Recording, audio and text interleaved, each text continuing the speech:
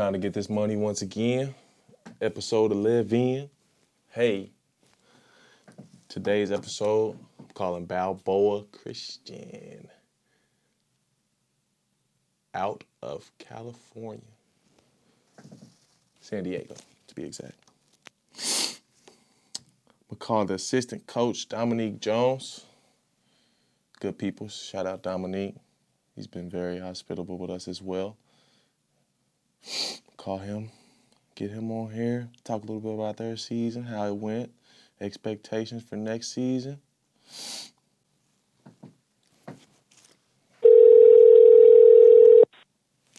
Hello. What up, Coach? How we doing? Good. How you doing? I'm good. I'm here with Coach Dominique Jones of Balboa Prep. Coach, tell me a little bit about yourself, how you got into Balboa. My dad, Zach Jones, who's the head coach of the team and the director of the school, started the school about, let's say it's 10 years ago now. And we've had a basketball program for about 8 or 9 years. So after I got done with my playing career, playing in the NFL for 6 years, I came aboard to kind of help him out, and then I just became a full-time coach. This is my second full year as well as the athletic director at the school. Tell me how it's been, the being on the Grind Session, the experience, the difference between, being on this platform and public school ball. For the Grind Session for our guys, it's been amazing. The exposure is next level. You don't really get this at the public school level. And what I tell everybody is, in the Grind Session, man, you have 30 to 35 teams, and you have 130 plus kids going Division I every single year. So at the public school level, you're seeing maybe one or two guys on the court at a time that's Division I caliber. But in the Grind Session, it's 10 guys on the court, mostly at every single game that are going Division I. So the competition level is amazing. I mean, as you saw this year, we got 3 guys that are going to the G League right out of high school. So I mean, that goes to show you what the competition level is like night in and night out on the Grind Session. Okay, tell me a little bit about, for y'all, Balboa this season, coming into the season, tell me a little bit about, preseason expectations and then, how the season played out, in comparison to those expectations. We always expect to be in games and to win games just because of the way we play. A little up-tempo, we execute our stuff. We play hard-nosed defense, so we're in games.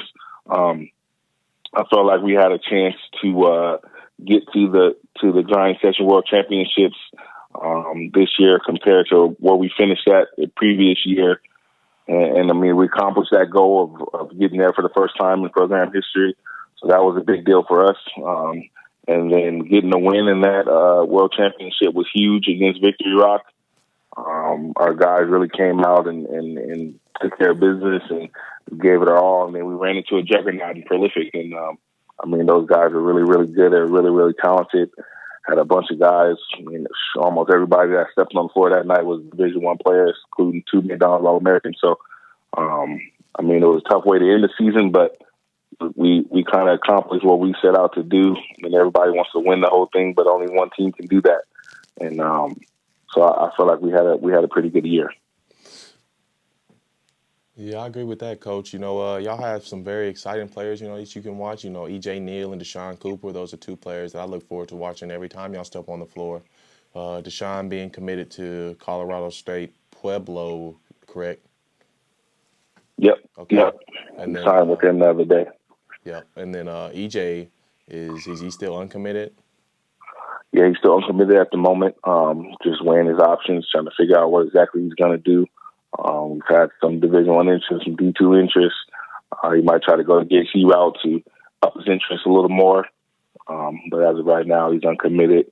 Just waiting to make that decision with this pandemic going on. It's been kind of tough to get out and really experience the business at the school. So he's just trying to work through it all and trying to figure out what he wants to do. Yeah, it's kind of been a toll on anybody who's trying to, figure out college stuff. But with those 2 right there, Deshaun was one of those players I loved watching, night in, night out. He has a lot of athleticism, he can dunk on somebody at any moment. He'll get some rebounds for you, and he's got some nice little inside game. EJ plays with a lot of intensity and a lot of aggression. He ain't gonna back down from nobody, and he can shoot. You know, he can shoot from outside the arc. I think some Yep. of his big offers that we knew about were, I think, Brown, Northern Colorado, Montana. Hmm. I think y'all got two other uncommitted seniors, Andrew Malott and David Hector. Hmm. Yep. Yep. Andrew is picking up a little bit of interest right now from some NAIA schools, um, and so we're waiting to see what he's going to do. And then as far as David Hector's goes, he was hurt a lot during the season. He had a knee injury back in August that kind of slowed him down throughout, and he really just got healthy towards. I want to say he was fully healthy going into the World Championship tournament. So I mean, I think he's probably going to do a year at a JC, year or two at a JC. Maybe I think he's going to go to San Francisco City College up in the Bay Area. So he's going to do that, and then try to weigh his options from there. With losing those four seniors, you know, Balboa's probably gonna have to do a little bit of rebuilding. So I'd say. Hmm. Yeah, I mean, we got some guys that are coming back, and Lens DuPont and Joe Obabor that played some big minutes for us this year, as well as some up and coming juniors and Daniel Bayal and LJ Glover, two guys that are really would have benefited, and people would have seen the work they put in from the season in the last 2 years with us during the spring and summer, but because the AAU season was kind of put to a halt as of right now, they haven't really been able to showcase their skills. I thought they were going to really be able to blow up on that scene and get some recognition, but we'll see what happens come July. See if we can get a couple tournaments in, get them some recognition.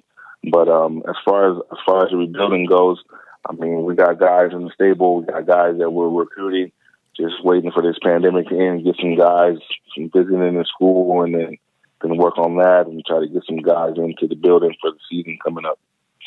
We got Balboa Prep here. They were able to win their first game of the championship this year. Unfortunately, met up with Prolific and lost in the second round. It's a tough game against. You know, we're looking forward to seeing what Balboa can do for us next season. You know, we all got to keep grinding this off season. You know, this corona is messing up a whole lot for everybody. So, you know, hopefully nobody will get too much ahead of anybody. But, you know, we're excited to see what y'all can bring for us next year. And I appreciate you, you know, appreciate y'all and the Balboa family. Y'all always family with us, Grind Session.